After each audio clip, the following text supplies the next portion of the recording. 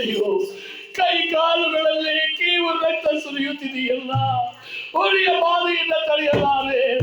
ಅಮ್ಮ ಅಮ್ಮ, ಯಾರಾದರೂ ಬಂದು ನೀನು ಯಾರಪ್ಪ ಎಂದು ಮಾತನಾಡಿಸಲಿಲ್ಲವಲ್ಲ ಪರಮಾತ್ಮ. ಶನಿದೇವ, ನನ್ನನ್ನು ಎಂತಹ ಗತಿಗೆ ತಂದಿಟ್ಟ ದೇವ. ಕಳ್ಳತನ ಮಾಡದಿದ್ದರೂ ಕಳ್ಳ ಇರಿಸಿ ಕೈ ಕಾಲುಗಳನ್ನು ಕಳಿಸಿಬಿಟ್ಟೇನು ಪರಮಾತ್ಮ. ಕಣ್ಣೀರಿಡುತ್ತಾ ಕಲ್ಲುಕದೊಳಗೆ ನರಳುತ್ತಿದ್ದಾನೆ. ಆ ಸಮಯದಲ್ಲಿ ಯಾವ ಗಾಳಿಗರ ದೇಶಕರ ಸೊಸೆ ಮಾವನ ಜೊತೆಯಲ್ಲಿ ಉಜ್ಜಯಿನಿ ಪಟ್ಟಣದಿಂದ ತವರು ಮನೆಯಿಂದ ಗಂಡನ ಮನೆಗೆ ಬರುತ್ತಿದ್ದವಳಿಗೆ ಈ ವಿಕ್ರಮರಾಜರು ನರಳುತ್ತಿರುವ ಶಬ್ದ ಕೇಳಿಸಿತು. ಮಾವಾಜಿ, ಯಾರೋ ಈ ಕಾಡಿನೊಳಗೆ ಕಣ್ಣೀರು ತರಡುತ್ತಾ ಗೋಳಾಡುತ್ತಿದ್ದಾರೆ, ಅವರನ್ನು ನೋಡಿಕೊಂಡು ಬರುತ್ತೀನಿ ಎನ್ನುವಾಗ ಆ ಗಾಡಿಗರ ತಿಳಿಸಿದ್ದರು ಹೇಳ್ತಿದ್ದಾರೆ, ಬೇಡಮ್ಮ ಸೊಸೆ, ಎಂದು ಹೋಗಬೇಡಮ್ಮ. ಇಲ್ಲ ಮಾವಾಜಿ, ನಾನು ಅವರ ಕಷ್ಟವನ್ನು ಕೇಳಲೇಬೇಕು, ಅವರ ಕಷ್ಟ ಏನೆಂಬುದನ್ನು ತಿಳಿಯಲೇಬೇಕು, ನಾನು ಬರುತ್ತೇನೆ ಅಂತ ಹೇಳಿ ಆ ಪಲ್ಲಕ್ಕಿಯಿಂದ ಥಟ್ಟನೆ ಕೆಳಗಿಳಿದು ಓಡೋಡಿ ಬಂದಳು. ಓಡೋಡಿ ಬಂದು ನೋಡುತ್ತಾಳೆ, ಕೈ ಕಾಲುಗಳಲ್ಲದೆ ಆ ಕಂದುಕದೊಳಗೆ ಬಿದ್ದು ನರಳಾಡುತ್ತಿರುವ ವಿಕ್ರಮರಾಜನನ್ನು ನೋಡಿ, ಯಾರು ಸ್ವಾಮಿನಿ, ಕೈ ಕಾಲುಗಳಿಲ್ಲವಲ್ಲ, ಅಯ್ಯೋ ಕೀವು ರಕ್ತಗಳನ್ನು ಸುರಿದು ದುರ್ವಾಸನೆ ಹೊಡೆಯುತ್ತಿದೆಯಲ್ಲ, ಆ ದುರ್ನಾದದೊಳಗೆ ಮಲಗಿರುವರಲ್ಲ, ನೀವು ಯಾರು ಸ್ವಾಮಿ? ಆಗ ವಿಕ್ರಮರಾಜನ ಕಣ್ಣು ಬಿಟ್ಟು ನೋಡಿದರು. ಯಾರು ತಾಯಿ ನೀನು? ಯಾರಮ್ಮ? ಕೈಕಾಲುಗಳನ್ನು ಕಳಿಸಿಕೊಂಡು 1 ವರ್ಷವಾಯಿತು ತಾಯಿ. ನೀನು ಯಾರಪ್ಪ? ನಿನ್ನ ಕಷ್ಟವೇನು ಎಂದು ಕೇಳಿದವರು ಒಬ್ಬರಿಲ್ಲ ತಾಯಿ. ನೀನಾಗಿ ಬಂದು ಮಾತನಾಡಿಸ್ತಿರುವಿಯಲ್ಲಮ್ಮ. ನೀನಾದ್ರೂ ನನ್ನನ್ನ ನೀನು ಯಾರಪ್ಪ ಎಂದು ಕೇಳ್ತಿರುವಲ್ಲ ತಾಯಿ, ನೀನು ಯಾರು ತಾಯಿ? ಆಗ ಆ ಗಾಣಿಗರ ತೀರಿಸಿಟ್ಟರ ಸೊಸೆಯಾದ ಶ್ರೀಗೌರಿ ಹೇಳಿದರಂತೆ, ಸ್ವಾಮಿ, ನಾನು ಉಜ್ಜಯಿನಿ ಪಟ್ಟಣದ ಹೆಣ್ಣು ಮಗಳು, ಈ ತಾಮಲಿಂಗ ಪಟ್ಟಣದ ಗಾಣಿಗರ ತೀರಿಸಿಟ್ಟರ ಸೊಸೆ. ಈಗ ತಾನಿನ ತನ್ನ ತವರು ಮನೆಯಿಂದ ನನ್ನ ಗಂಡನ ಮನೆಗೆ ಹೋಗುತ್ತಿದ್ದೆ. ಹೋಗುವ ದಾರಿಯಲ್ಲಿ ನಿಮ್ಮ ಶಬ್ದ ಕೇಳಿ ನಾನಿಲ್ಲಿಗೆ ಓಡಿ ಬಂದೆ. ತಾವು ಯಾರು ಸ್ವಾಮಿ ಎಂದಾಗ ವಿಕ್ರಮರಾಜರ ಕಿವಿ ನೆಟ್ಟಗಾಯಿತಂತೆ. ಏನು, ನೀನು ಉಜ್ಜಯಿನಿ ಪಟ್ಟಣದ ಹೆಣ್ಣು ಮಗಳೇ? ಅಮ್ಮ ತಾಯಿ, ಉಜ್ಜಯಿನಿ ಪಟ್ಟಣದ ಹೆಣ್ಣು ಮಗಳು ಎಂದು ನನಗೆ ಬಂದು ಮುಖ ತೋರಿಸಿದೆಯಲ್ಲ ತಾಯಿ, ನಿನ್ನ ಮುತ್ತೈದೆ ಸ್ಥಾನ ಶಾಶ್ವತವಾಗಿರಲ್ಲಮ್ಮ. ಅಮ್ಮ, ಆ ಉಜ್ಜಯಿನಿ ಪಟ್ಟಣದಲ್ಲಿ ಪ್ರಜೆಗಳೆಲ್ಲರೂ ಕ್ಷೇಮವಾಗಿರುವರೆ ತಾಯಿ, ಪ್ರಜೆಗಳೆಲ್ಲ ಸುಖ ಸಂತೋಷದಿಂದಿರುವರೆ ತಾಯಿ. ವಿಕ್ರಮರಾಜರ ಅರಮನೆಯಲ್ಲಿ ಮಾತಾಡಬಾರ್ದು. ವಿಕ್ರಮರಾಜರ ಅರಮನೆಯಲ್ಲಿ ವಿಕ್ರಮರಾಜನ ಹೆಂಡತಿ ಮಕ್ಕಳೆಲ್ಲ ಸುಖವಾಗಿದ್ದಾರೆ ತಾಯಿ. ಆಗ ಈ ಗಾಡಿಗರ ತೀರಿಶೆಟ್ಟರ ಸೊಸೆ ಕೇಳುತ್ತಿದ್ದಾಳಂತೆ, ಸ್ವಾಮಿ, ನಿಮಗೆ ಕೈ ಕಾಲುಗಳಿಲ್ಲ, ಕೀವು ರಕ್ತಗಳು ಸುರಿಯುತ್ತಿದೆ, ನೋವನ್ನು ತಾಳಲಾರದೆ ನರಳುತ್ತಿರುವಿರಿ, ದುರ್ವಾಸನೆ ಹೊಡೆಯುತ್ತಿರುವಿರಿ. ನಿಮ್ಮ ಕಷ್ಟವನ್ನ ಹೇಳಿಕೊಳ್ಳದೆ ಉಜ್ಜಯಿನಿ ಪಟ್ಟಣದ ಜನಗಳ ಪ್ರಜೆಗಳ ಕ್ಷೇಮವನ್ನು ಕೇಳುತ್ತಿರುವಿರಲ್ಲ, ನೀವು ಯಾರು ಸ್ವಾಮಿ? ಸ್ವಾಮಿ, ಸತ್ಯವನ್ನು ಹೇಳಿ, ನಿಮಗೂ ಉಜ್ಜಯಿನಿ ಪಟ್ಟಣಕ್ಕೂ ಏನು ಸಂಬಂಧ? ಉಜ್ಜಯಿನಿ ಪಟ್ಟಣದ ಪ್ರಜೆಗಳಿಂದ ಕ್ಷೇಮವನ್ನು ಕೇಳಬೇಕಾದರೆ ನೀವು, ನನಗೆ ಆಶ್ಚರ್ಯವಾಗುತ್ತಿದೆ, ನೀವು ಯಾರು ಅಲ್ಲ, ಯಾರೋ ಉಜ್ಜಯಿನಿ ಪಟ್ಟಣಕ್ಕೆ ಸಂಬಂಧಪಟ್ಟವರೇ. ಸ್ವಾಮಿ, ಸತ್ಯವಾಗಿ ಹೇಳಿ, ಸುಳ್ಳು ನುಡಿಯಬಾರದು, ಉಜ್ಜಯಿನಿ ಪಟ್ಟಣಕ್ಕೂ ನಿಮಗೂ ಏನು ಸಂಬಂಧ ಎಂದಾಗ ಆ ವಿಕ್ರಮರಾಜರು ಹೇಳುತ್ತಿದ್ದಾರಂತೆ, ಹೇಳುತ್ತೇನೆ ತಾಯಿ. ಅಮ್ಮ ಮಗಳೇ, ನಾನು ಯಾರೆಂಬುದನ್ನು ಹೇಳುತ್ತೇನೆ ತಾಯಿ ಅಂತ ಹೇಳಿ ವಿಕ್ರಮರಾಜರು ಕಣ್ಣೀರು ಸುರಿಸುತ್ತಾ ಆ ಗಾಣಿಗರ ತೀರಿಶೆಟ್ಟರ ಸೊಸೆಗೆ ವಿವರವಾಗಿ ಹೇಳುತ್ತಿದ್ದಾರೆ. ಶನಿ ರಾಜ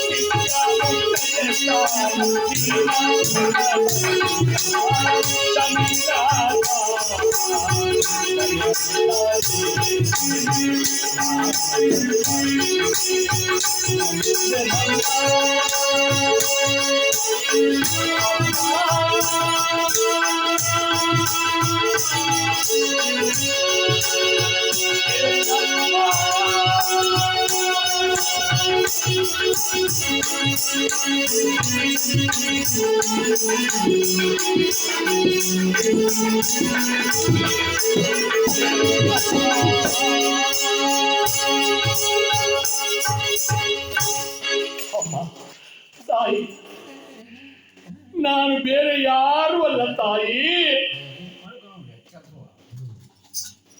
ಉಜ್ಜಯಿನಿ ಪಟ್ಟಣದ ವಿಕ್ರಮರಾಜನು ನಾನಮ್ಮ. ಅಮ್ಮ, ಹರಿಯದೆ ತಿಳಿಯದೆ ನಾನು ದುರಹಂಕಾರದಿಂದ ಭಗವಂತನಾದ ಶನಿರಾಜನನ್ನ ತುಂಬಿದ ಸಭೆಯೊಳಗೆ ಜರಿದು ಬಿಟ್ಟೆ. ಆ ಶ್ರೀದೇವರು ಕೋಪಗೊಂಡು ನನ್ನ ರಾಶಿಗೆ ಪ್ರವೇಶ ಮಾಡಿ ಎಲ್ಲರನ್ನ ಹೆಂಡತಿ ಮಕ್ಕಳನ್ನು ಬಿಟ್ಟು ಕಾಡಿಗೆ ಕಳುಹಿಸಿ ಕೊಡಬಾರದ ಶಿಕ್ಷೆಗಳನ್ನೆಲ್ಲ ಕೊಟ್ಟ. ಪರದೇಶಿಯಾಗಿ ಭಿಕ್ಷೆಯನ್ನು ಬೇಡಿದೆ. ಕಡೆಗೆ ಕಳ್ಳ ಇರಿಸಿಕೊಂಡು ಕೈಕಾಲುಗಳನ್ನು ಕಳಿಸಿಕೊಂಡಿರುವೆ ತಾಯಿ. ಅಮ್ಮ, ಕೈಕಾಲು ಕಳಿಸಿಕೊಂಡು 1 ವರ್ಷವಾಯಿತು ಮಗಳೇ.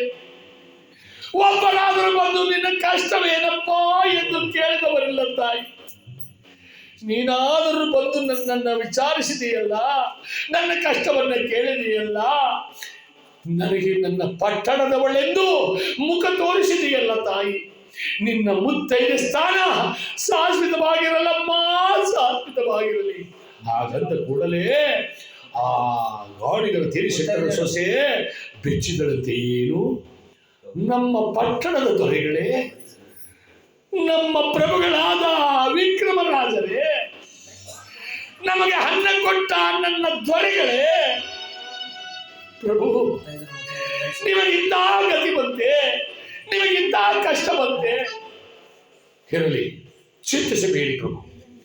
ಹೇಗಾದರೂ ಮಾಡಿ ನಮ್ಮ ಮನೆಗೆ ಎತ್ತುಕೊಂಡು ಹೋಗಿ ನಾನು ನಿಮಗೆ ಸೇವೆ ಮಾಡುತ್ತೇನೆ ಅಂತೇಳಿ ಮಾವನನ್ನು ಕರೆದರಂತೆ. ಮಾವಾಜಿ ಬೇಗ ಬಾ ಮಾವ. ಆಗ ಆ ಗಾಣಿಯರು ತಿಳಿಸಿಟ್ಟರು ಓಡೋಡಿ ಬಂದರಂತೆ. ಏನಮ್ಮ ಸೊಸೆ, ಏನಮ್ಮ ಶ್ರೀಗೌರಿ? ಮಾವಾಜಿ, ಇವರ ಕಷ್ಟವನ್ನು ನೋಡಲಾರೆ.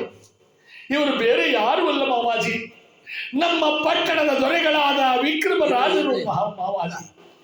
ಇವರನ್ನು ಬಿಟ್ಟು ನಾನು ಹೋಗಲಾರೆ ಮಾವ. ಹೇಗಾದರೂ ಮಾಡಿ ಇವರನ್ನು ನಮ್ಮ ಮನೆಗೆ ಎತ್ತುಕೊಂಡು ಹೋಗಿ ಇವರಿಗೆ ಉಪಚಾರ ಮಾಡೋಣ, ನಮ್ಮ ಕರ್ಮ ಕಳೆಯುವುದು ಮಾವಾಜಿ. ಆಗ ಆ ಗಾಡಿಗಳು ತೀರಿಸುತ್ತರು ನೋಡಿದರಂತೆ. ಇಲ್ಲ ಇಲ್ಲಮ್ಮ ಸೊಸೆ, ಇವನನ್ನೇನಾದರೂ ನಾವು ಎತ್ತುಕೊಂಡು ಹೋದುದು ಆದರೆ ಇವನಿಗಾದ ಶಿಕ್ಷೆ ನಮಗೂ ಆಗುವುದು ತಾಯಿ. ಆದ್ದರಿಂದ ಮಗಳೇ, ಸೊಸೆ, ನೀನು ನಮ್ಮ ಪಟ್ಟಣದ ದೊರೆಗಳೆಂದು ಹೇಳುತ್ತಿರುವ ಕಾರಣ ನನಗೂ ಕನಿಕರವಾಗುತ್ತಿದೆ. ಉಜ್ಜಯಿನಿ ಪಟ್ಟಣದ ವಿಕ್ರಮರಾಜರಿಂದ ಮೇಲೆ ಇವರನ್ನು ನಾವು ಬಿಡುವುದು ಸರಿಯಲ್ಲ. ಹಾಗಲಿ ನಾನೀಗಲೇ ಚಂದ್ರಸೇನ ಮಹಾರಾಜರ ಬಳಿಗೆ ಹೋಗುತ್ತೇನೆ. ಕೈಕಾಲು ಕಳಿಸಿದಂಥ ಚಂದ್ರಸೇನ ಮಹಾರಾಜರನ್ನ ಕೇಳಿಕೊಳ್ಳುತ್ತೇನೆ. ಅವರೇನಾದರೂ ಒಪ್ಪಿಕೊಂಡರೆ ನಿನ್ನ ಮಾತಿನ ಪ್ರಕಾರ ಇವರನ್ನು ಎತ್ತುಕೊಂಡು ನಾವು ಮನೆಗೆ ಹೋಗೋಣ ಎಂದು ಸೊಸೆಯನ್ನು ಅಲ್ಲಿಯೇ ಬಿಟ್ಟು ಯಾವ ಗಾಡಿಗರ ತಿಳಿಸಿಟ್ಟರು ಚಂದ್ರಸೇನ ಮಹಾರಾಜರ ಬಳಿಗೆ ಬರುತ್ತಿದ್ದಾರಂತೆ. ಅಷ್ಟರ ವೇಳೆಗೆ ಏನಾಗಿದೆ ಎಂದರೆ, ಭಗವಂತನಾದ ಶನೇಶ್ವರ ವಿಕ್ರಮರಾಜನ ರಾಶಿಗೆ ಪ್ರವೇಶ ಮಾಡಿ 7 ವರ್ಷಗಳು ತುಂಬಿತ್ತು. ಆ ವೇಳೆಗೆ ಸರಿಯಾಗಿ ವಿಕ್ರಮರಾಜರ ರಾಶಿಗೆ ಭಗವಂತ ಪ್ರವೇಶ ಮಾಡಿ 7 ವರ್ಷಗಳು ತುಂಬಿತ್ತು. ಇನ್ನು ಕೇವಲ 6 ತಿಂಗಳು ಮಾತ್ರ ಆ ಪರಮಾತ್ಮ ಅವರ ರಾಶಿಯಲ್ಲಿರುತ್ತಾರೆ. 6 ತಿಂಗಳು ಕಳೆದ ಬಳಿಕ ಆ ವಿಕ್ರಮರಾಜನಿಂದ ರಾಶಿಯಿಂದ ಬಿಡುಗಡೆಯಾಗುತ್ತಾರೆ.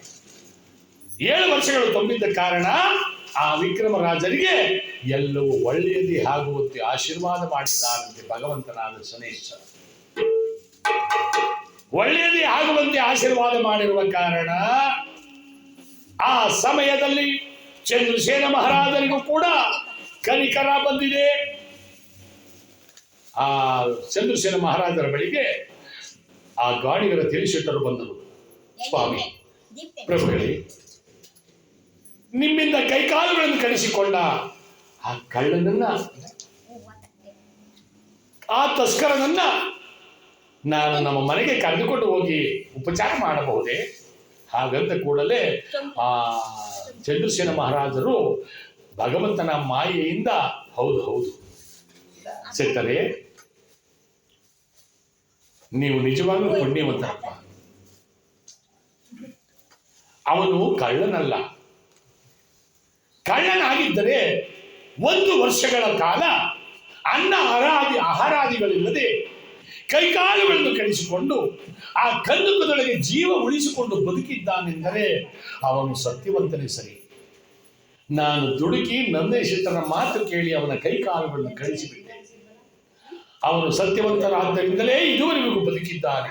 ಅಂತ ಸತ್ಯವಂತನನ್ನ ನೀವು ಉಪಚಾರ ಮಾಡದ್ದೇ ಆದರೆ ನಿನಗೆ ಎಲ್ಲಿಲ್ಲದ ಪುಣ್ಯ ಬರುವುದು, ಕರೆದುಕೊಂಡು ಹೋಗಪ್ಪ ಎಂದಾಗ ಯಾವ ಗಾಣಿಗರ ತಿಳಿಸಿಟ್ಟರು ಅಲ್ಲಿಂದ ಓಡೋಡಿ ಬಂದು ಸೊಸೆಗೆ ಹೇಳ್ತಿದ್ದಾರಂತೆ, ಅಮ್ಮ ಸೊಸೆ, ಮಹಾರಾಜರು ಚಂದ್ರಸೇನ ಮಹಾರಾಜರು ಒಪ್ಪಿಕೊಂಡರಮ್ಮ, ಇನ್ನು ನಿಮ್ಮ ದೊರೆಯನ್ನ ನಿಮ್ಮ ಪ್ರಭುಗಳನ್ನ ನಮ್ಮ ಮನೆಗೆ ಕರೆದುಕೊಂಡು ಹೋಗೋಣ ಎಂದಾಗ ಯಾವ ಗಾಣಿಗರ ತೀರಿಸಿಟ್ಟರು ಸೊಸೆ ಇಬ್ಬರು ಸೇರಿ ಆ ಕಂದುಕದೊಳಗೆ ದುರ್ನಾಥ ಹೊಡೆಯುತ್ತಾ ಗಬ್ಬು ವಾಸನೆ ಹೊಡೆಯುತ್ತಾ ಮಲಗಿರ್ತಕ್ಕಂಥ ವಿಕ್ರಮರಾಜನನ್ನ ಎತ್ತಿಕೊಂಡು ಬಂದು ಪಲ್ಲಕ್ಕಿ ಮೇಲೆ ಕುಳ್ಳರಿಸಿಕೊಂಡು ತನ್ನ ಮನೆಗೆ ಕರೆತಂದಿದ್ದಾರಂತೆ. ತನ್ನ ಮನೆಗೆ ಕರೆತಂದು ಆ ವಿಕ್ರಮರಾಜನ ಪತ್ರದ ಶಿರೋಮಣಿ ಮಗಳು